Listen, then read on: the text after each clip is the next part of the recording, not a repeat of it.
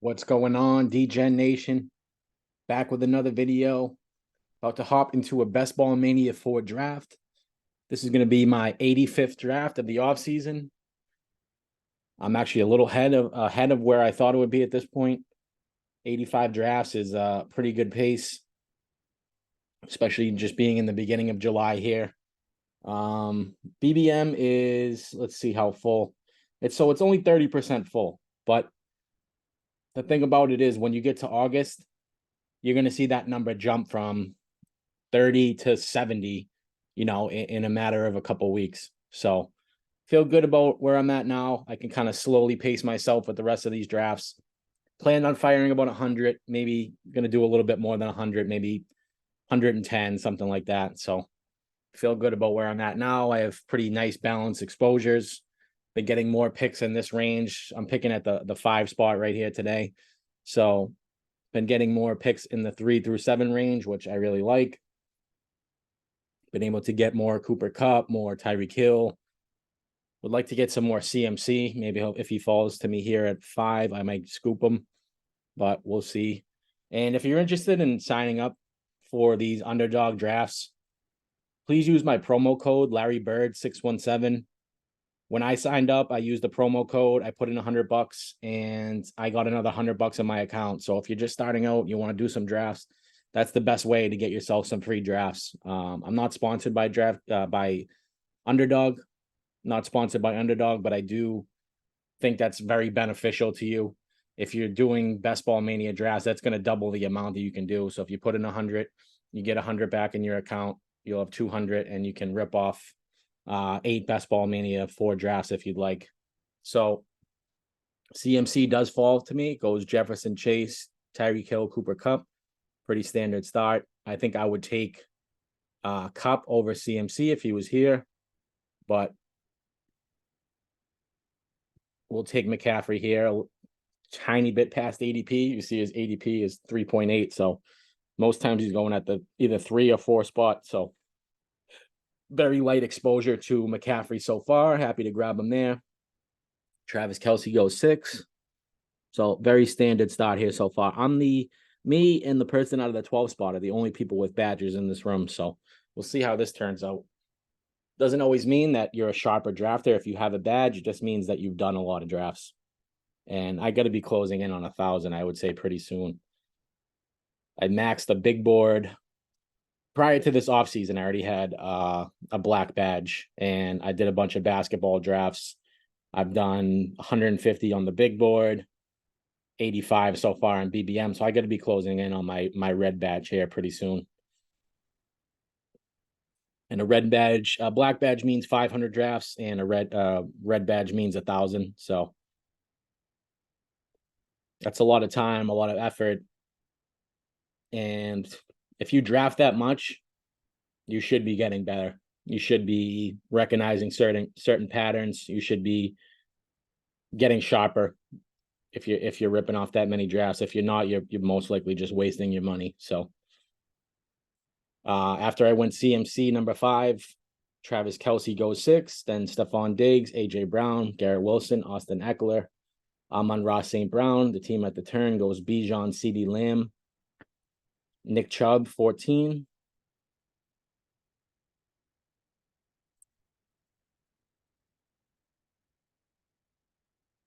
Team at the 9 spot went Garrett Wilson, a few picks ahead of ADP. See what they do here with their second pick. Interesting to see a guy like Garrett Wilson go over Austin Eckler, who's just been a fantasy pillar the last few seasons. RB1 last year. Multiple top 5 finishes. So he grabs Davante Adams. That's a common combination you'll see. So, I mean, pretty much the same thing as grabbing Davante in the first, and maybe smart because Garrett Wilson probably doesn't make it back to you there at 16. I think his ADP is around 12 or 13. So not a big deal if you're grabbing him at 9 with an ADP of 12. It's not anything that I would say is a mistake. So I'm on the clock at 20. after Devontae, Saquon, Josh Allen, T. Higgins went. See what makes sense here.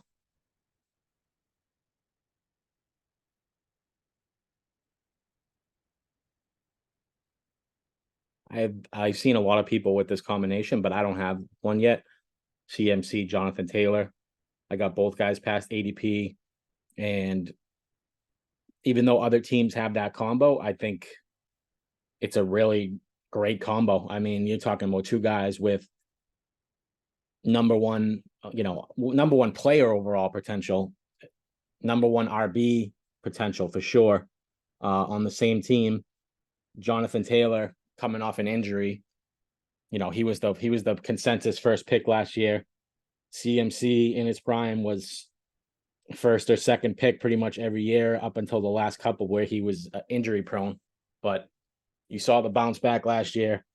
He's on a new team with San Francisco, who in my opinion, is going to be a better place for him to protect his health. He doesn't have to do as much, but he still gets high value touches. He's running behind a better offensive line with a better offensive coach. So would not shock me if he stays healthy again for a second straight year. So absolutely love that combo right there. If I'm gonna avoid receivers in the first two rounds, which I don't like to do, it would be for this type of scenario. Either Kelce, if Kelce slipped past ADP, or a CMC Jonathan Taylor type of start where you're getting those two RB1s. I don't have many San Francisco, Washington week 17. I don't think I have any. I have some San Francisco stacks. I have a couple Washington stacks, but I don't have the two together. So I think this might be a good place to grab that. If I can get McLaurin and Dotson and grab one of the Commanders running backs later, either Robinson or Gibson. And I could go with a Purdy, Howell, and maybe grab a third quarterback for this build. But Purdy, I'm going to be able to get late, and Howell, I'm going to be able to get late. So that gives me room to stack up the rest of my roster and wait on QB late. So I do like those teams where you're not taking your first quarterback until the 13th, 14th round. Could it come back to bite me? Of course. Maybe Trey Lance gets in there and has a good camp. They give him, one more shot to prove himself.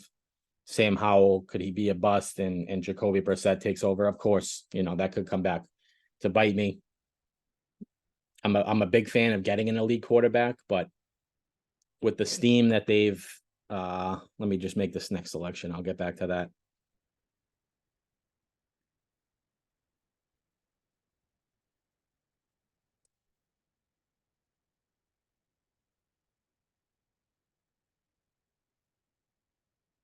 I'll go Debo here. As I said, building in that San Francisco, Washington week 17 stack. What I was saying was, let me go back to the board here. That steam that the elite quarterbacks are getting now. We see Mahomes going in the second, Josh Allen going in the early second, 18 overall. Mahomes goes 24. Jalen Hurts goes in the early third at 27, but you frequently see all three of them go in the second. With that steam that they have this year, I would much rather pick elite quarterbacks in the 5th and 6th, early 7th sometimes. And those guys include Herbert, Trevor Lawrence, Joe Burrow, if he slips to the 5th. Those are the kind of guys I want, because I was getting these guys last year, Mahomes, particularly Mahomes and Jalen Hurts in the 5th and 6th round. And that was the catalyst to my BBM3 final team, was getting Mahomes in the 6th round. You're looking for guys who can put up elite QB1 numbers, but at a discount. And that's where those guys have fallen. Herbert was like a 2nd, 3rd round pick last year. He's dipped down into the 5th. I think that's a perfect range for him. Burrow occasionally gets to the 5th, usually late 4th. Love him there. Love Lawrence. I've seen him slip to the 7th. He's a beautiful pick in the 7th round. So when guys get steamed up, you have to adjust your strategy. And for me, adjusting my strategy means trying to find guys who can come close to what those elite quarterbacks are doing, the Allens, Mahomes, and Hurts of the world. So I think, Burrow was right in that range, going a couple rounds later. Herbert 2 years ago was like quarterback 3 overall. He had a phenomenal season. I like him for a bounce back. So that's what I'm looking at as far as QB, if I'm going to grab an elite one. Occasionally I will grab Allen if I have Diggs. A lot of times I'd grab Kelsey and not grab Mahomes because I think it's a common combination. Most people are grabbing Kelsey Mahomes. So I haven't done it as much. I have a couple of shares of that, but and Jalen Hurts, a lot of times you can only get one of his receivers unless you try and take, I've seen a couple of teams go AJ Brown at 1 and then try and grab falling Devonta Smith, a couple picks past ADP, and then grab Hurts. I've seen people try and do that, but not many teams have that combo.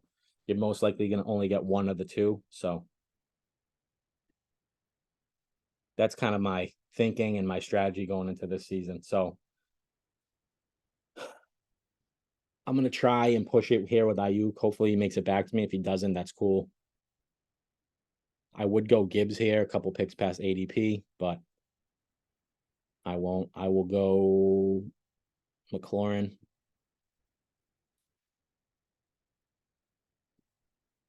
So starting off beautifully right now. Even if nothing else happens, I have some good pieces of that San Francisco Washington Week 17 game. Really been wanting to get more of that game. They're right at ADP. McLaurin 44, right at ADP. Got CMC, a pick and a half behind his ADP. Debo slightly ahead of ADP, but if I didn't take him there, he would not have been there on the way back. So happy with the start so far. If I don't grab Ayuk, if he doesn't make it to me here, I'm happy getting Kittle. We throw Kittle in the queue. And I will throw Dotson in the queue. I don't have enough Dotson for my liking. I think he's a really good player. And you saw it just based on the snap share early in the season last year. He came in and was playing like 90-something% of the snaps immediately right out of the gate. With poor quarterback play, he still put up 7 touchdowns, I believe. So like Dotson a lot for this season. Very low exposed to Dotson, and that will change these next few weeks. I'm going to start hammering in more Dotson, more Treylon Burks, more of those mid-range receivers that I haven't gotten a ton of.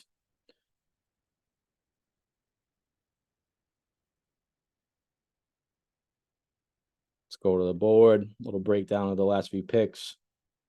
So I went Terry McLaurin, 44. Then we see DJ Moore, Drake London, Mike Williams. The team at the 1 spot goes Jahmyr Gibbs, 48. DeAndre Hopkins, 49 at the turn. Jahmyr Gibbs, 48 is great value based on where he's been going all off season. So if Ayuk falls to me, it'll be about 2 picks past ADP. Hopefully I can dodge a bullet here and this team doesn't take them. They've already got 3 receivers, but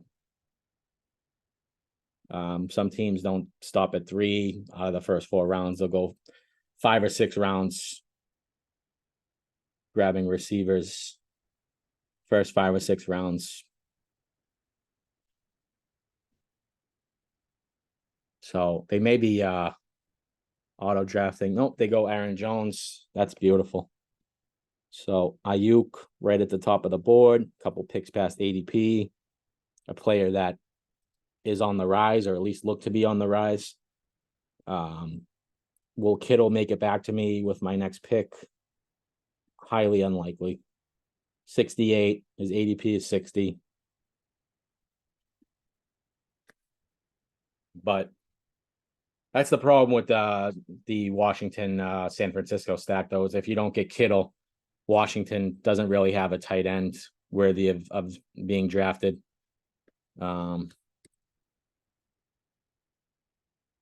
Logan Thomas, don't feel good about him. I mean, he's, I think, 32 or 33 years old. He had a major knee injury 2 seasons ago. So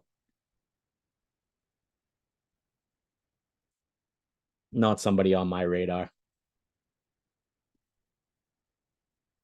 but that's okay. Maybe we can pivot. I have JT. I could always grab one of the Colts tight ends, maybe grab Anthony Richardson, go with the 3 QB build with Richardson, Purdy, Howell. So plenty of options still available. Richardson has settled into a nice discount. He was steamed up in the 80s. He slipped back into the 90s. A lot of times you see him going in the hundreds. So he's a much more palatable price now than he was about 3 weeks to a month ago. So I went Brandon Ayuk at 53. At 54 goes Alexander Mattison. I think one of the worst values in fantasy now. Was going in the 9th and 10th all offseason, even though people pretty much knew that Dalvin Cook was out the door. It wasn't until he was officially released that Madison got that steam. So now you're going to spend a 5th round value on him, and I just think that's peak dead zone territory. Joe Mixon, 55. J.K. Dobbins, 56. Lawrence, 57 to the team with Ridley. Cam Akers, 58. Hollywood Brown, 59. Team at the 12 spot out of the turn. They go Hawkinson, Deontay Johnson. Really keeping my fingers crossed that Kittle will make it back to me, but it would have to be well after ADP. I don't envision that happening, but if it does, this team is going to be one of my favorite teams I've drafted.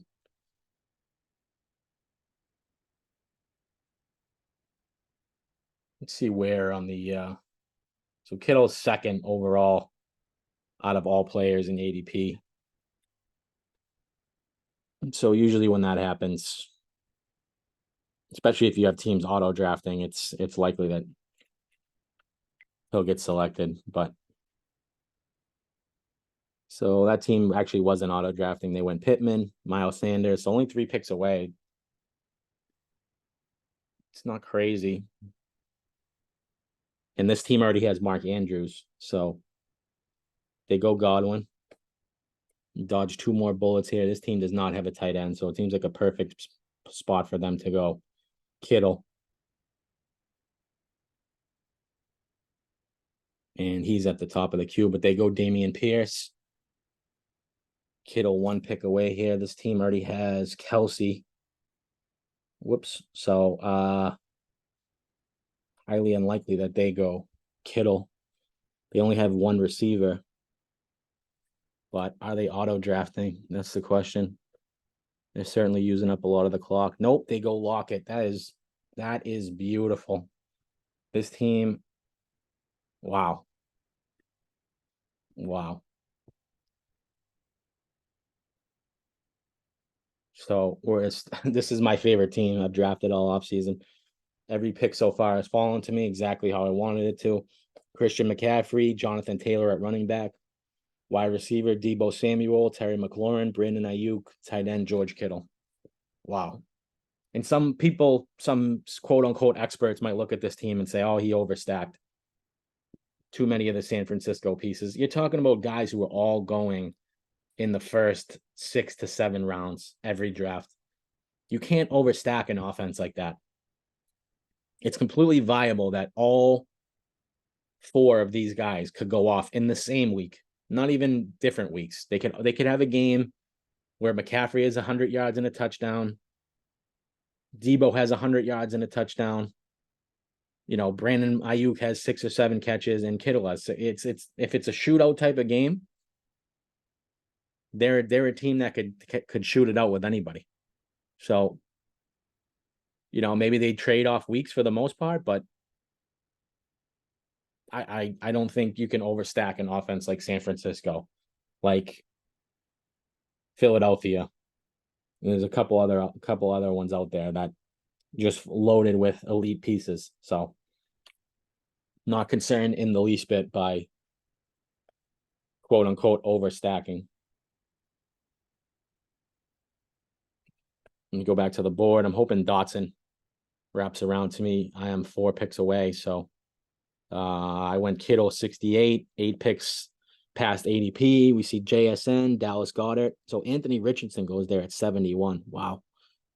Wow, that's quite the reach. That team at the turn goes Mike Evans, Traylon Burks. This is the range where these mid-tier receivers are flying off the board in most drafts. So,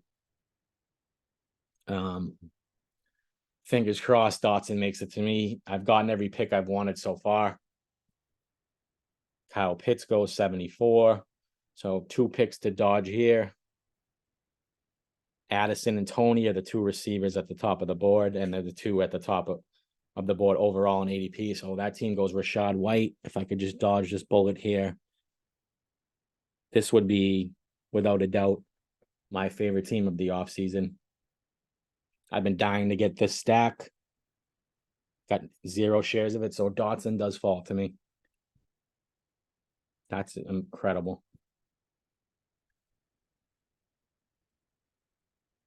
So as of now, I have every important piece of these 2 offenses aside from the quarterbacks. If I don't get Antonio Gibson, if I don't get Brian Robinson, I'm not worried about it.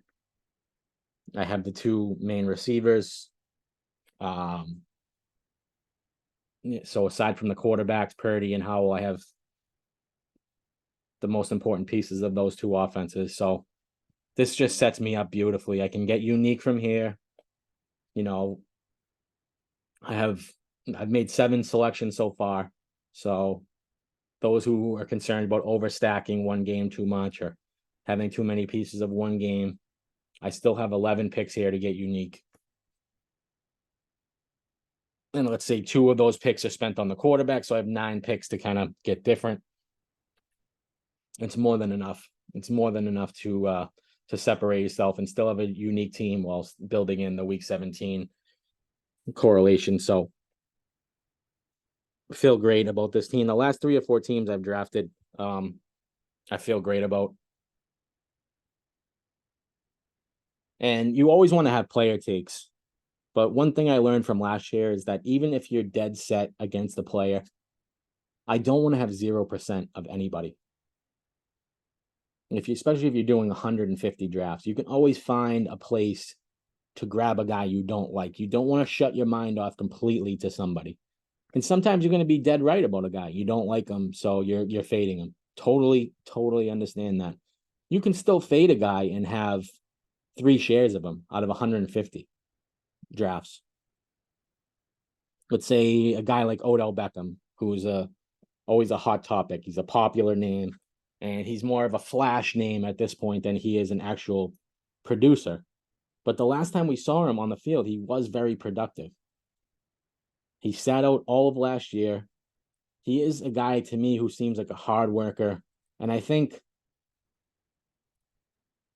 going to a new team, a new system with a quarterback he has a tremendous rapport with.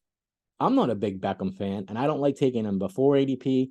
I'll wait for him to slip to me after ADP, and I only have a couple shares of him, but I don't want to have 0. Say he finds it again. He finds himself and he's able to stay healthy, which is, of course it's a question mark, but it's baked into his price for the most part. Say he stays healthy, he puts up 75 catches for 1,000 yards and 6 touchdowns. As a guy that's going in the 10th round, 9th, 10th round, that's a good value as like a wide receiver 4 or 5. So as much as I don't fully believe in Beckham, I don't want to have 0 of him. It burned me with Josh Jacobs. I think I only had a couple shares of him, and it burned me with Miles Sanders. I think I may have had 1 share of Miles Sanders in BBM last year, and because he burned me the year before, so I just completely wrote him off. And you don't want to do that to anybody. The only time I would feel okay about it is if it's an older player, like an Adam Thielen, who's in his late 30s. Then I could say, okay, like you've seen enough from the guy. But even Thielen, I think he has opportunity to still be fantasy relevant. So I try my best to fade guys without fully fading them, if that makes any sense. So I'm on the clock here again. I'll break down these last few picks here in a minute. So I'm good at running back. Honestly, I don't mind waiting for running back. I'm looking at Robinson and Gibson. I do like some of the names that are on the board, but Brandon Cooks here as my 5th wide receiver, I feel fantastic about. So I will grab Brandon Cooks. This receiving core is nasty. 2 elite anchor running backs, elite tight ends. So the only place I'm quote unquote lacking would be quarterback. But I mean, you saw what Purdy did when he got in there last year. If he's the week 1 starter,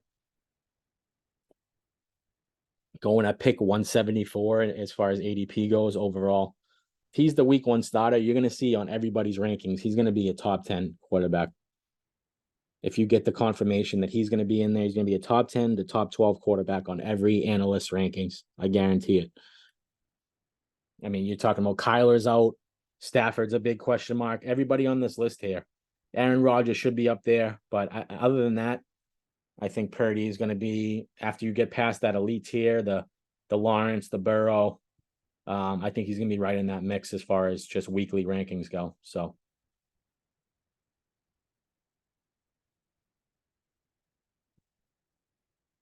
feel great about Brandon Cooks as my wide receiver 5. I could take it easy on receiver for a bit. I could always grab like a Curtis Samuel later. Not that I need to. I feel good about the Washington pieces that I have. He's a late round guy, so I could snag him as a further bet on Washington. He had a nice season last year.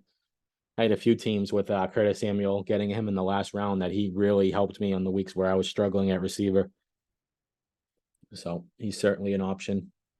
So I went Dotson at 77. After Dotson, Quentin Johnston went 78. Then George Pickens, Kadarius Toney, Jordan Addison, Gabe Davis, Isaiah Pacheco. The team at the turn went David Montgomery, 84, Rashad Bateman, 85, Deshaun Watson, 86. Then we see DeAndre Swift, Dalvin Cook, Tyler Boyd, James Conner, Elijah Moore. I went Brandon Cooks, 92, past ADP again. This team is just beautiful. It's my favorite team, easily, I would say. Michael Thomas, Tua, Javonte, team at the turn, 96, 97. Picking out of the 1 slot goes Zay Flowers, James Cook, Jamison Williams, 98. So Antonio Gibson does go. That's okay. I really like Gibson for this year. I would have loved to have him, especially with the pass catching ability. Charbonnet goes. So I think it's a good time to grab Brian Robinson. Honestly, I could grab Dak since I have Cooks, but yeah, no, I'm gonna go B-Rob. See what he can do with a fully healthy season. Want to at least snag one of those Washington running backs, hopefully. Like him as my 3rd running back, a little ahead of ADP, but that's fine. And I will see what value falls to me on the way back. I feel great about every position so far. I don't have a quarterback yet, obviously. And I think with a Purdy Howell team, I should grab a 3rd. If Dak wraps back around, I'll happily take Dak. I don't have many other options as far as stacking goes with the quarterbacks that are on the board. I would have loved to grab Anthony Richardson. I think I could have taken Richardson without any of his receivers and just have him and Jonathan Taylor, and I would have felt great about that, but that's okay. I mean, he went 71 overall, like 2 rounds ahead of ADP at least, so nothing you can do about that. After I went Robinson, P. Ryan, Samaje P. Ryan, 102. David Njoku, 103. Khalil Herbert, Evan Ingram. So I get a good 10 picks before my next pick. Who knows? Maybe Dak makes it back. I'm guessing Dak's going to go here to this team at the turn, though.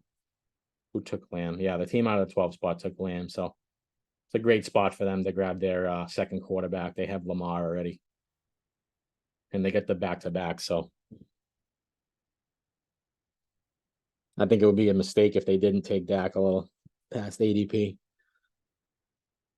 But we'll see. I don't know. Maybe they're auto drafting. So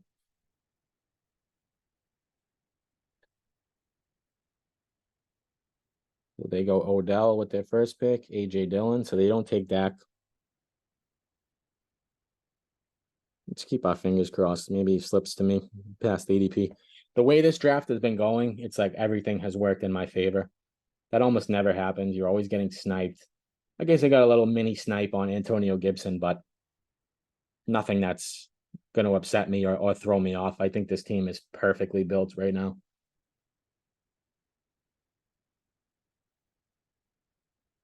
And if I could grab Dak, I think it would completely put the team over the top. Elijah Mitchell's an option as another running back as well. Maybe if Dak goes. All right, so Dak does go. That hurts a little bit, but it's all good. I can't complain, honestly. Freiermuth as my second tight end, I would love past ADP.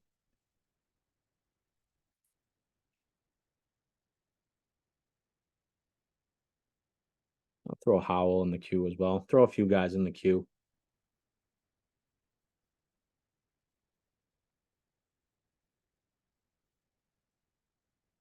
Throw Samuel in the queue. Just to have him there. I think the easy pick is Freiermuth if he's past ADP. If not, I'll probably go Mitchell.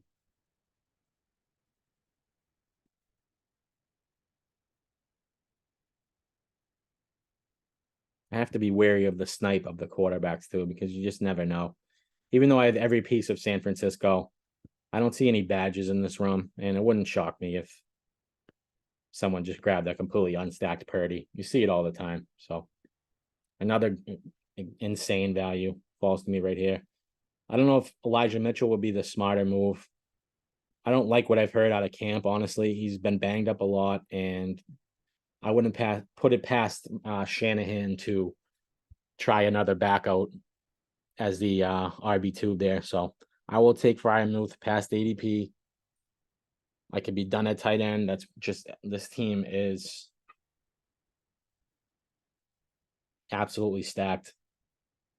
And I'm the first to say, if you watch any of my other streams, I'm the first to say it when I draft a shit team, when the team sucks, when I had a draft, I want to say like 5 or 6 drafts ago on the stream where I took Freiermuth at like 91. I reached for him ahead of ADP. I was building out a Pittsburgh stack, and then I passed on Kenny Pickett and ended up getting sniped on Pickett, and the entire thing just fell apart. And it was a terrible team. I didn't like the way it turned out. So I'm the first to say that if the team sucks, or I don't like the way it turned out. But this team is a contender. I would be shocked if this team doesn't advance, barring injury, and obviously knock on wood, but up there with the top 3 teams I've drafted all off season. And you never know when you get into a room like this with no badges. Is it going to work in your favor? Is it going to work against you? And in this case, it's completely worked in my favor, especially with the team, taking Richardson 20 something picks ahead of ADP. Nothing else too crazy, honestly. It just happened to work out for me. I don't think I pick from this range very often, so maybe I'm a little surprised at how well this fell to me, but maybe that's just because I don't pick in the 5 spot very often. So after I went Freiermuth, Daniel Jones, Zay Jones, Kirk Cousins, Juju, Damian Harris, Devin Achane. And is Elijah Mitchell still on the board? I think he is. That would just be the cherry on top. I could handcuff CMC. As I said, reports out of camp is that Tyrion Davis-Price is looking good, and there's a open committee, open job for the number 2 job behind CMC. Open competition, I should say, and everybody has a chance to win that job, according to the reports. And that doesn't shock me, knowing Shanahan. But take Mitchell as my 4th running back, right at ADP. Beautiful. What I have to weigh here now going forward is, how long do I wait? How long do I wait for Purdy? Getting sniped on Purdy here would be devastating. My only pivot would be to take Trey Lance, and I'm very scared of taking Trey Lance. the voices are getting stronger and stronger, saying that Purdy will be ready for week 1. He's looking good. He's at or ahead of schedule in his rehab. I don't think it's any question how good the offense looked once he took over. So, I mean, how good does it look with a second year in the offense with a full season under his belt? Starting week 1, getting in there immediately. Could look even better than it did last year. So I have to weigh that in my mind. I think it makes sense to take Purdy a little ahead of ADP. I'm looking at 164. His ADP is 174, so it would be 10 picks ahead of ADP. But I'd rather that than get sniped on him. That's not always the case. You don't always want to make ADP reaches like that. But in this particular case, I think it makes way too much sense. This team is pretty predicated on the San Francisco offense. So if they're all going off, it's most likely that Purdy's going to go off. He had some elite games towards the end of last season. So I think it would be foolish of me to push it.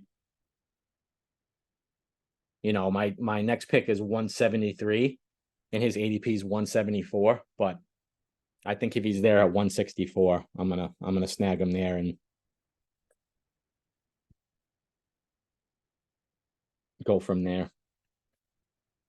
I'm not trying to get greedy. I don't want to ruin as of right now, in my opinion, a perfect team the way this draft fell to me. I'd probably prefer Gibson over Robinson just because of the pass catching ability, but that's it. That's the only spot where I felt like I could have been a little bit better.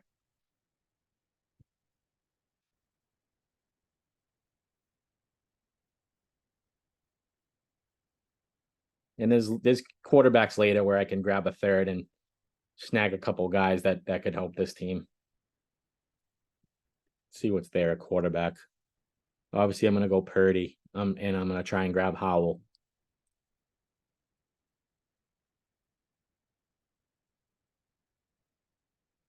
We'll see. We'll see what happens. I have Freiermuth, so I could always grab Pickett. I'm not going to look too far ahead. I'm just going to see what falls. So I went Mitchell 125. Then we see Jaylen Warren at 126. Dalton Kincaid 127. Then Michael Gallup, Aaron Rodgers, Jonathan Mingo, Greg Dulcich, Romeo Doubs, Kendre Miller at the turn to the team at the 12 spot. 132, 133. Russell Wilson goes 134. Chiga Kongwu 135. Tank Bigsby, Cole Kmet, Rashee Rice, and I'm on deck. What makes sense here? I would like Goff past ADP, but I have none of his weapons. Does that really make sense? No.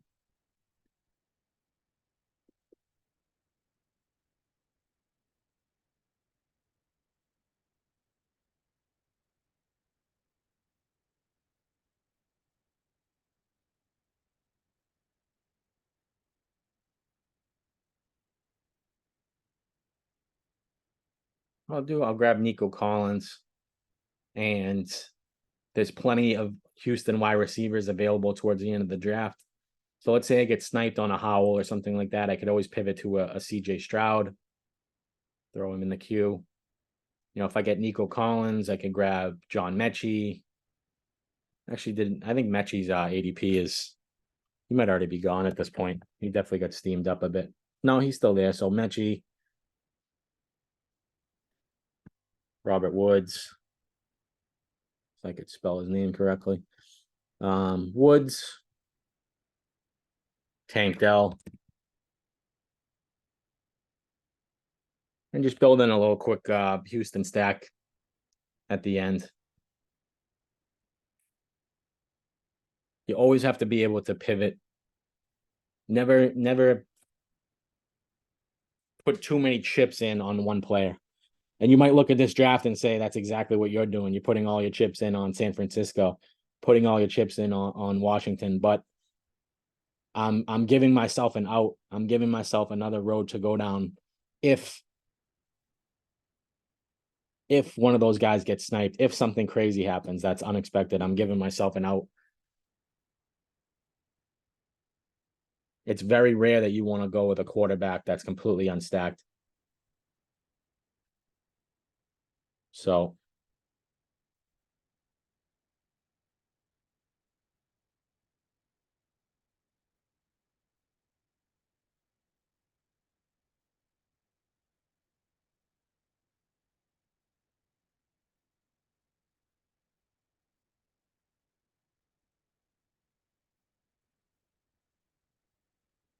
Lamar Jackson's one of those guys. Anthony Richardson, Justin Fields, maybe even Josh Allen to some extent, but Daniel Jones, I guess you could throw in that category, but it's only a handful of guys that you feel comfortable going with unstacked.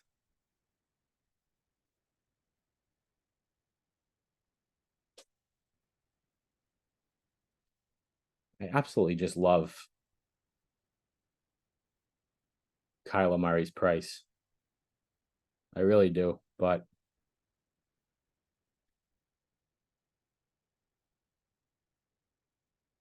see what makes sense here. I like Singletary. I already made that little bet with Nico Collins in case I have to pivot to CJ Stroud. And I might take Stroud anyways. This might be a 3 quarterback team. So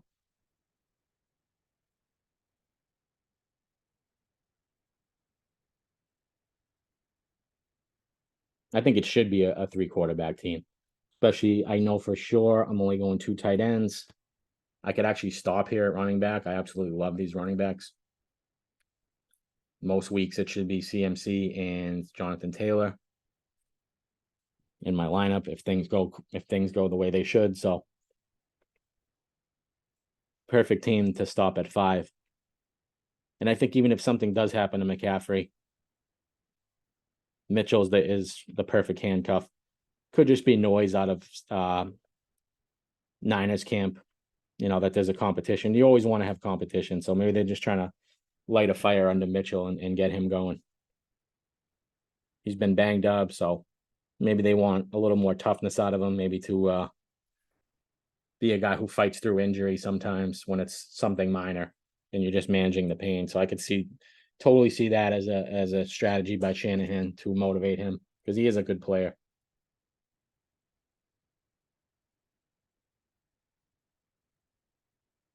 So this is the range where I'm looking at Purdy because I want to lock him in. I want to be sure that I at least have my QB1.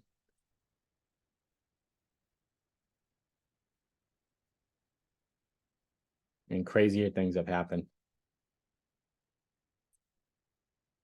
A lot of people don't understand what stacking means and why it's so important. So they will just go ahead if they're not an experienced drafter and grab an unstacked quarterback if they like him. So I'm not pushing it to 173. I'm going to grab him here at 164 if he's there. So I went Singletary 149 at 150 MVS, then Raheem Mostert, DPJ, Adam Thielen, Gerald Everett, Tyler Higbee, Kenny Pickett, Rashid Shaheed. And I'm 1, 2, 3, 4, 5, 6, 7 picks away, 6 picks away now. TJ Chark goes. See where Purdy is as far as quarterbacks. So he's third on the list here. So you get into that range where the scary thing is that when you want somebody, if they get pushed up to the top of the board, for some reason, when people see a guy at the top of the board, whether they like him or not, they're more likely to click him when they see him at the top of the list. There's just something that gets triggered in their head and say, "Oh, this guy's the best available." So whether it makes sense to them or not, a lot of the casual drafters would do that. The other thing you run into is if they start to get up to the top of the board and you have somebody that's auto picking, they could easily just be the auto pick selection if they time out. Obviously, Purdy is way down on this list as far as overall ADP. He's high up on the quarterback ADP, but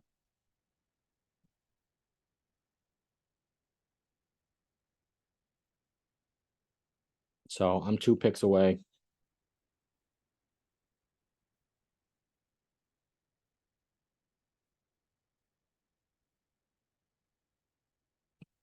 Go back to the board.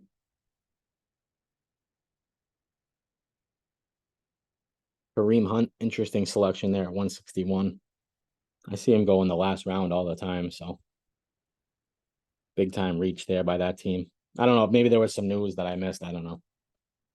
I didn't see anything, but maybe he got signed. So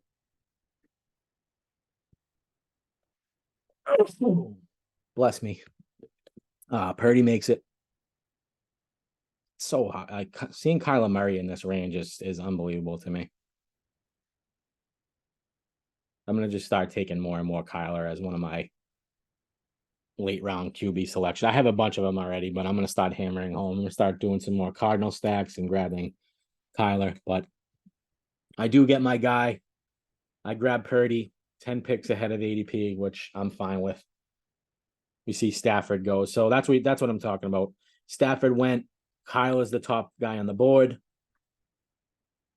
And Purdy would have been right behind him. So when the guys get up to the top of the board like that, he's approaching his ADP. You're liable for him to get sniped. So glad to lock him in there. I'm going to try and get Howell. If I can push it a little bit on Stroud, maybe grab Stroud, then Howell back to back. Let's see what makes sense. Curtis Samuel's there. John Mechie's there. Could grab either one of them. I don't have much Mechie. Little concerned about him coming back from the leukemia. The chemotherapy was also coming off the knee injury. Just might take him a little while to hit the ground running. So, and Curtis Samuel had a nice season last year, 144 points. I think that put him in like a wide receiver 3, like a low end wide receiver 3, high end wide receiver 4, which is a nice range. He had almost 200 rushing yards. So they really figured out how to use him to the best of his ability. Is that an overstack on my part? Could be. Could be, but I think he's a talented player. The only thing that really held him back was injury. So I'll take Samuel. He did finish the season pretty poorly, but started off with a bang. And I think that was part to do with the coaching staff and part to do with the quarterback play. The quarterback play was horrendous down the stretch. So tough to put that on him. Go back to the board here. And I've left myself open to a lot of options. Say Howell doesn't make it back to me. Hopefully Stroud is there. I get a few of the Houston pieces, so happy either way. See what makes more sense on the route back around. I would say that Howell certainly makes more sense with the team that I've built out.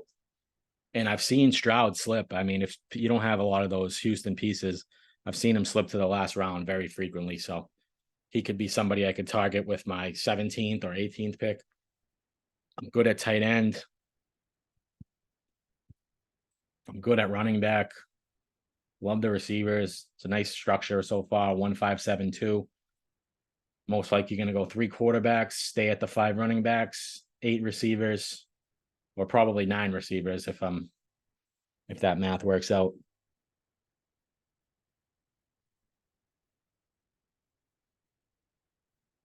No, so it would be a 3-5-8-2. So that's what I'm looking at.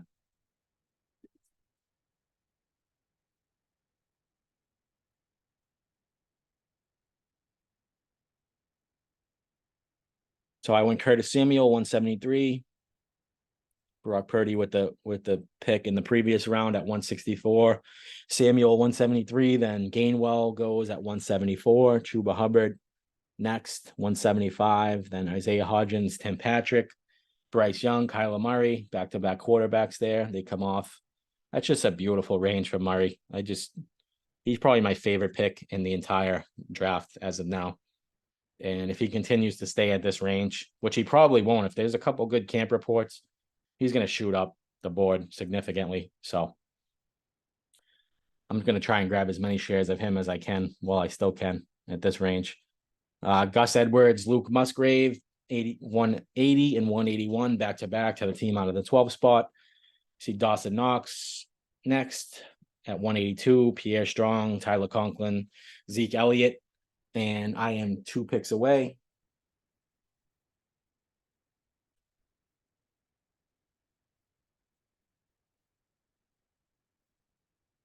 Harris Campbell, so I'm on deck.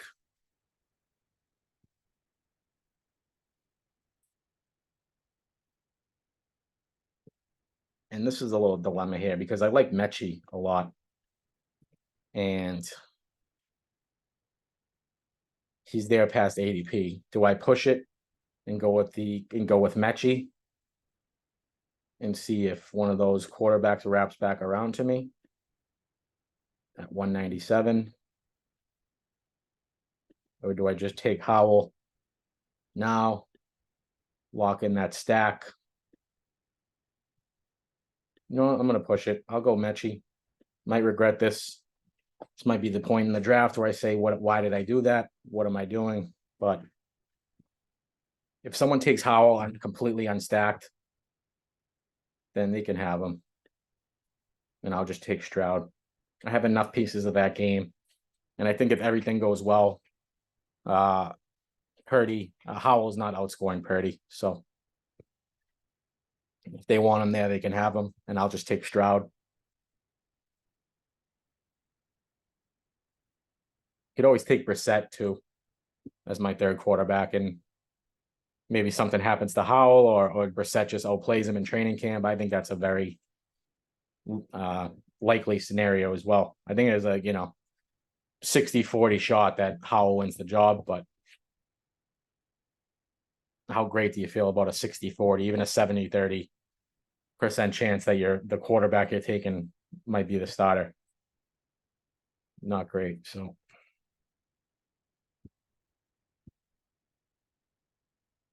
I went Mechie 188, Jalen Hyatt, Khalil Shakir 190, Jeff Wilson 191. Team at the turn goes Gesicki with their first pick. See what they do with their second. And I'm 3 picks away.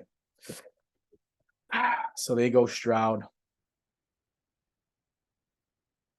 If Howell gets taken here, it's gonna be ugly for me. This team has 3 quarterbacks on the board. This team has 3 quarterbacks as well, Banshee. And then the team after that has 2 quarterbacks. So if they take a quarterback here, it's very stupid for their build, but there's a lot of stupid drafters. So would not shock me. Howell second on the board. So he does make it. Thank God.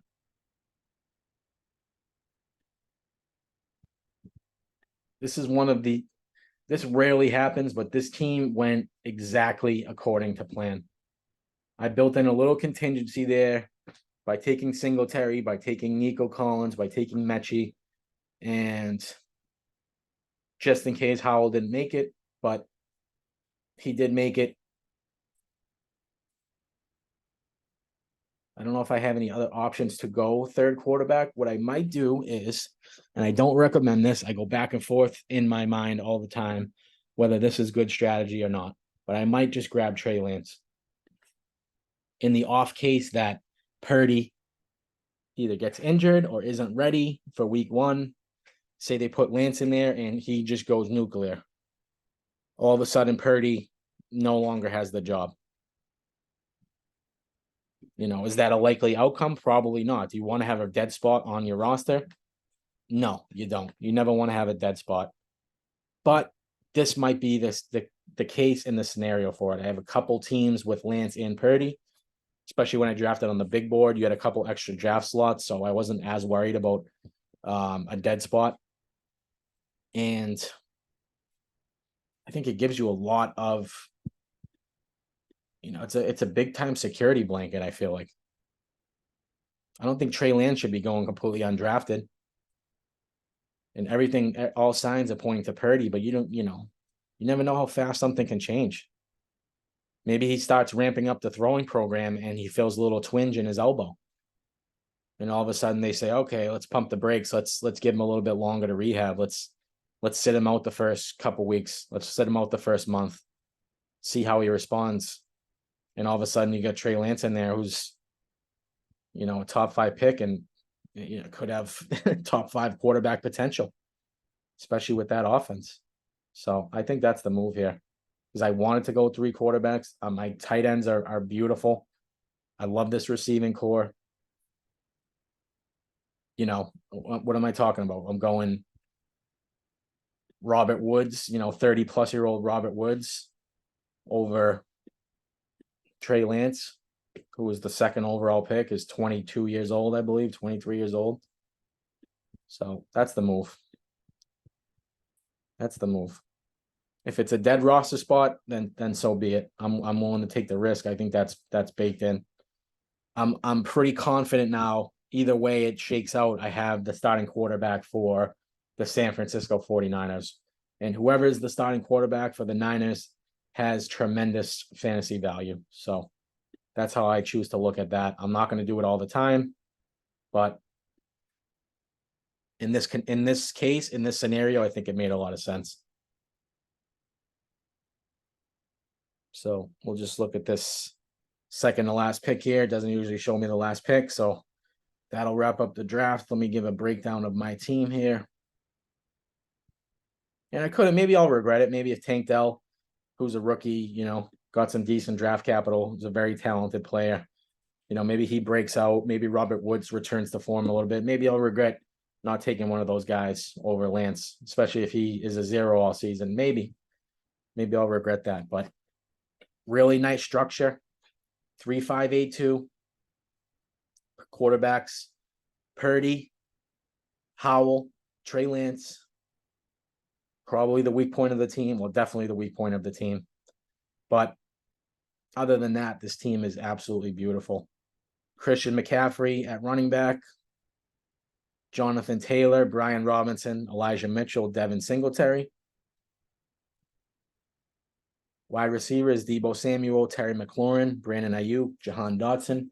Brandon Cooks as my wide receiver 5. Almost 10 picks past ADP. Absolutely beautiful. Nico Collins, Curtis Samuel, John Mechie. Tight end, we have George Kittle, Pat Frymu. So perfectly executed. If you're going for a week 17 stack, that's how you do it, especially on a high-powered offense. Not scared that I have too many pieces of San Fran.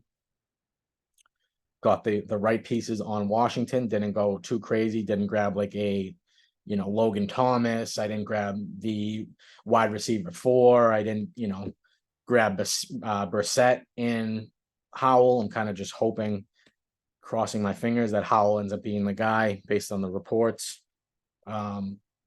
Just well balanced. I feel like I have a number 1 potentially at every spot. I have 2 guys who are going to be in contention for RB1 if they stay healthy. So, you know, George Kittle, always a dangerous spike week guy, top 5 tight end, no matter what, in my opinion. Just beautiful going there at 68. So that's going to wrap up today's video. If you guys enjoyed it, would really appreciate it if you could leave me a like, subscribe, leave me a comment, let me know what you think. Any feedback is welcome. We'll respond to any and all comments. So let me know what you liked, what I could do better, what you would like to see going forward. So that's going to wrap it up for today's video. Look forward to talking to you guys soon. DGen Nation, out.